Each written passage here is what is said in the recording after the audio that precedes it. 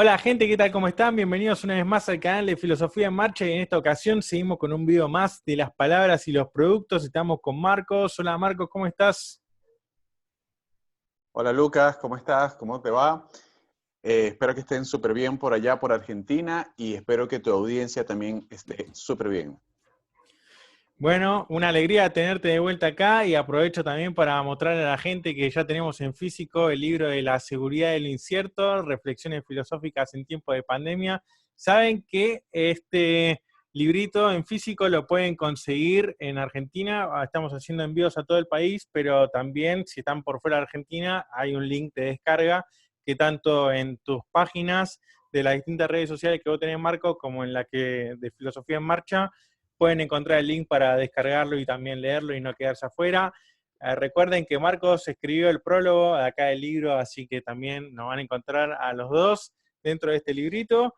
Y hoy nos toca un autor que ya hemos trabajado, que hemos abordado sobre el texto que es Metafísica, y estamos hablando ni más ni menos que de Martin Heidegger, uno de los filósofos más importantes, por no decir el más importante, pero sí uno de los más de renombre también, que es el autor de Ser y Tiempo de 1927, pero ahora nos vamos a centrar en un texto que es tardío, que pertenece a conferencias y artículos. Esta es una de las ediciones que anda por ahí rondando, y pertenece, este es el libro, la versión en alemán, por los que no la conocen. Esta es el tomo 7, que es Vorträge und Aufsätze, conferencias y artículos. Estos son textos que aparecen a partir de 1940, 50, no, 1950 en adelante. Así que son textos bastante tardíos. Recordémosle a la gente que Ser y Tiempo pertenece como a la primera etapa de Martin Heidegger, donde si bien en todo Heidegger hay una preocupación por el ser, por el sentido del ser, en la primera etapa de Heidegger, si se quiere, es un acceso a la verdad o a la esencia del ser a partir del Dasein, y después, a partir de los años 30, se conoce el movimiento de la Kehre, del viraje, y empieza a buscar Heidegger otros caminos, otros modos de acceso a esa esencia del ser, como puede ser la obra de arte, como puede ser la cosa, que es el texto que vamos a trabajar acá, como puede ser el lenguaje mismo, la poesía y demás. Hay varios aspectos. Antes solamente Heidegger se centraba en el Dasein, o sea, en nuestro ser ahí, en nuestro modo de ser, como medio de comprensión de la verdad de lo ente. Es un texto breve, de la cosa, pero cargado con una carga conceptual bastante importante. Por lo tanto, tanto Marcos como yo queremos aclararle a la audiencia que este texto no se agota ni en el video del canal de Filosofía en Marcha, ni en el video de Marcos Represas. Seguramente después sigamos avanzando con el análisis de este texto.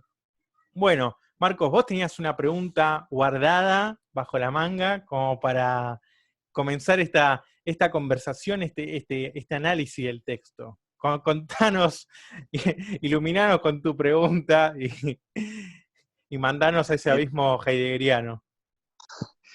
sí, este texto que aborda la pregunta por la cosa y que Heidegger tiene esta idea, esta manía de comenzar a hacer incluso un desdén al principio de lo que él quiere hacer, porque él dice, bueno, vamos a preguntarnos qué es la cosa, pero bueno, al final con esta pregunta no se puede hacer nada, pero lanza 300 páginas de la pregunta, ¿no?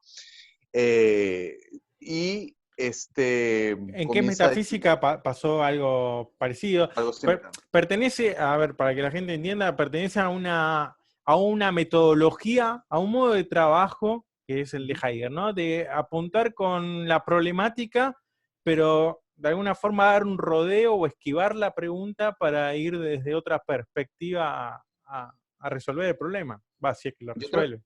yo creo que eso es lo que precisamente, yo creo que esa es la estrategia que él hace, aunque él nunca he visto que la explica por qué hace eso. Me parece que has apuntado bien porque él plantea la pregunta, pero esquiva la perspectiva con la que regularmente se ha podido hacer esa pregunta, o se ha abordado el estudio de la pregunta, y él va a hacer un viraje para poder irse por otro lado. Y también hace una limpieza de camino acerca de lo que quiere hablar, de lo que no quiere hablar, de los conceptos sobre los que va a tratar. Y que yo creo que una de las preguntas más importantes que al principio del texto él va a dejarnos, o va a dejarnos ese sabor es, Lucas, ¿qué es lo que hace una cosa cosa? Bien, bien. Estaba pensando con esta palabra que vos decías antes de la pregunta, es que nosotros también estamos acostumbrados a que se plantee la pregunta y a responder de manera directa. Y me parece que Heidegger, en última instancia, lo que él se da cuenta es que todos los filósofos se han planteado la pregunta que él se plantea, o él recupera incluso preguntas de otros filósofos, pero responder de manera directa a veces termina pasando que se entifica el ser, se cae en esa trampa, entonces es lo que Heidegger a veces me parece que es lo que quiere evitar. ¿Qué es lo que hace una Esquivar. cosa? ¿Qué es lo que hace cosa a una cosa? Esa es la pregunta que de alguna forma la va repitiendo, ¿no? Es un movimiento que se va dando dentro del texto y pone un ejemplo, que es el de la jarra, pero es aplicable para muchísimas otras cosas, y es no la utilidad de la cosa en términos de implementación de para qué sirve tal cosa, sino todo un contexto, un ambiente espacio-temporal que se va generando en torno a las cosas. Y en el ejemplo de la jarra me parece que es bastante claro, porque él cuando empieza a hablar de la distancia y la cercanía, nuestra relación con las cosas, eso ya aparece en Ser y Tiempo. A veces lo más cercano, lo que está más cercano físicamente o empíricamente, termina siendo lo más lejano. O las personas con las que nosotros nos relacionamos, que son las más cercanas, a veces terminan siendo las más extrañas al final. O cosas que nos parecen conocidas, que nos parecen familiares, terminan siendo las más desconocidas y las más hostiles, que nos terminan perjudicando. Después también es que en el uso diario, en el uso cotidiano, es como que nosotros, y incluso en la producción de las cosas, termina habiendo una uniformidad y no se destacan las cosas en tanto cosas, es decir, que cada una resalte como debe resaltar o que nosotros tengamos una relación distinta con esas cosas. Y me parece que en ese punto yo pensaba en el tema de las obras de arte. Si bueno, en un museo están establecidas las distintas obras, entonces decir, bueno, ¿cómo realmente se crea un espacio para que se luzca una obra de arte y se diferencie de las otras, ¿no? ¿Qué espacio necesita? ¿Qué tiempo necesita y de qué perspectiva vos tenés que poder contemplar esa obra de arte para que realmente resalte en lo que es? Entonces también hay un juego de las presencias y ausencias, y con respecto a la cosidad de la cosa, ese es estar en sí, que dice, bueno, en la jarra se dan distintos elementos que tienen que ver con el vacío de la jarra. Es decir, bueno, nosotros tenemos la taza, lo que importa es ese vacío, porque el vacío es lo que contiene, ¿no? Hay que empieza, con esa metafísica, se empieza a observar y a prestar atención justamente al vacío, que es algo en que es metafísica, ¿no? El tema de la nada, del vacío, de la nada, de la negación, hay un montón de elementos. Si no fueron a ver ese video, que está en el canal de Marcos y también en Filosofía en Marcha, pueden ir a verlo, porque ahí hay un montón de elementos de la metafísica que la ciencia no observa y que realmente hacen a la Él lo cosa. deja claro. Claro, sí, sí, totalmente. Entonces esa cosidad de la cosa es toda una reunión, todo un obsequio, toda una donación de sentido que se va generando a través de la presencia de la cosa, ¿no? Que no es únicamente la jarra, sino todo ese movimiento del escanciar, dice, ¿no? El servir, el brindar. Y me parece que vos que sos una persona que aborda Derrida, que me parece que has visto otros elementos con respecto al tema de la donación, ¿no? Sí, hay que recordar que Heidegger, que es dicho por varios filósofos y comentadores de la filosofía, que Heidegger es el filósofo más importante del siglo XX. Hay gente que dice que bueno, que no, que fue Sartre, pero bueno, en última instancia Sartre no deja también de ser un hijo de Heidegger. Sí, sí, eso te iba a decir, Y no le llega. entonces, Derrida, que es claramente un hijo, igual que lo es Foucault, y como Heidegger también es hijo de Nietzsche en ciertos elementos, y que Derrida, siendo un hijo heideggeriano y un hijo de la preocupación por la hermenéutica, la preocupación por la interpretación y el uso del lenguaje, cómo Derrida comienza a hablarnos acerca del don y el tema del dar. Y siempre para Heidegger, perdón, para Derrida va a ser importante, haciendo una deconstrucción para Derrida, para Heidegger sería una destrucción, que esto lo explicamos en el video acerca de qué es la filosofía, donde él dice, destruir no significa aniquilar, significa desmontar las estructuras. Para Derrida esto le va a interesar mucho por desmontar los textos, ¿verdad?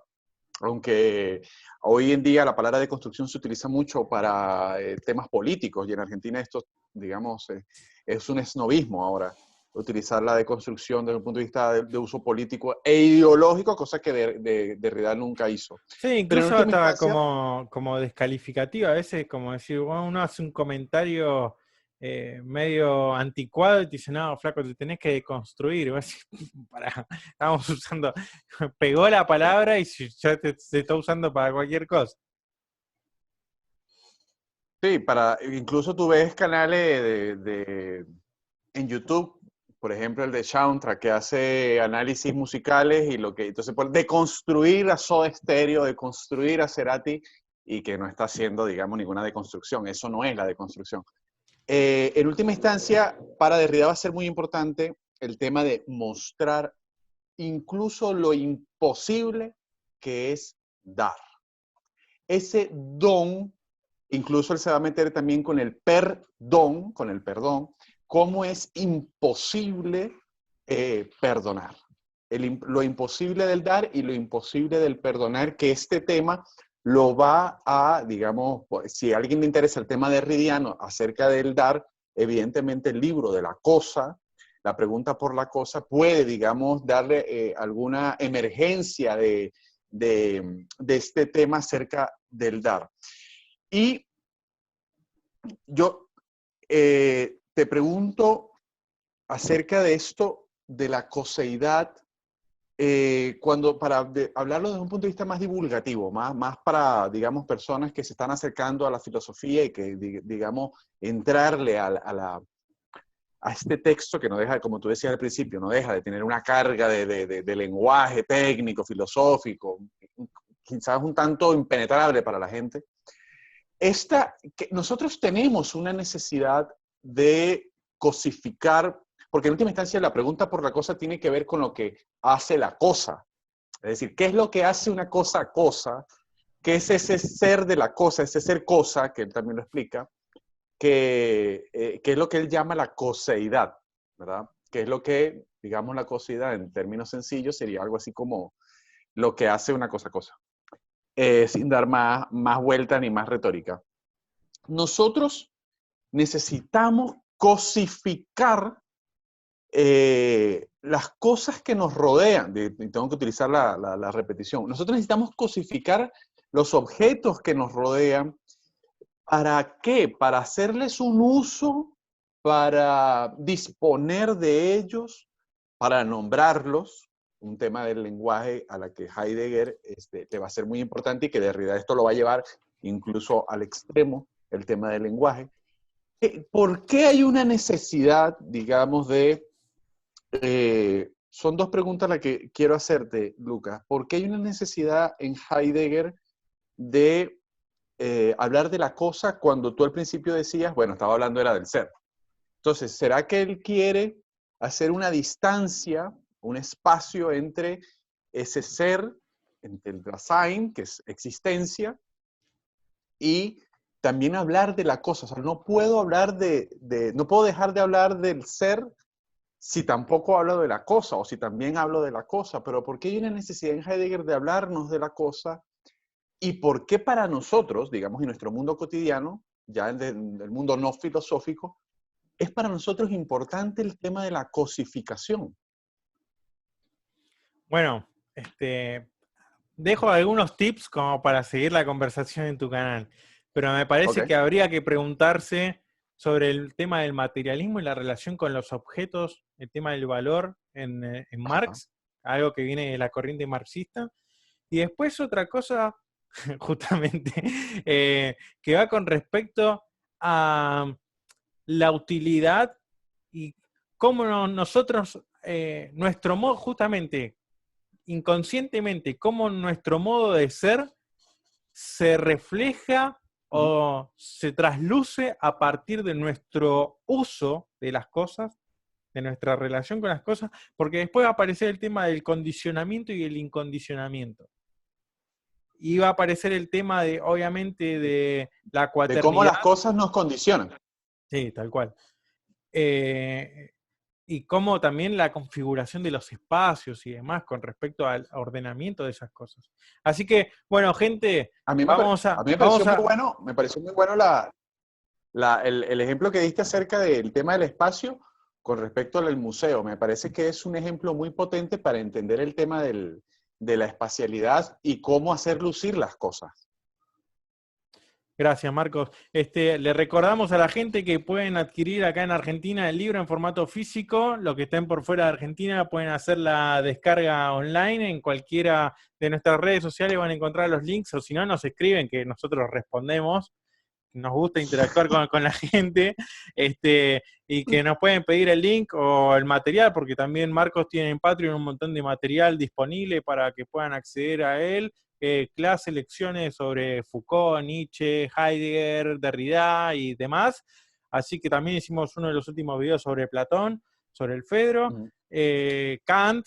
Están más que invitados, pueden conseguirlo. Está muy económico este libro, es casi ahí como un regalo, te lo estamos ahí tirando por la ventana. Bueno, ¿En Marcos, dólares cuánto es? oh, no, no me mates, que tengo que sacar cuenta acá que en Argentina yo no te puedo hacer. ¿Cuánto es? Sí. Son 650 pesos argentinos. Ok, Ya, ok, mirá, para el próximo video de tu canal dejo ahí la conversión hecha. ok, ok. Así que bueno, un saludo a la gente del canal de Marcos Represas, un saludo también a la gente acá de Filosofía en Marcha, y nos estamos viendo en el canal de Marcos Represas para ver la segunda parte de este video. Así que nos vemos allá entonces, Lucas. Vamos para el canal de Marcos Represa. Saludos.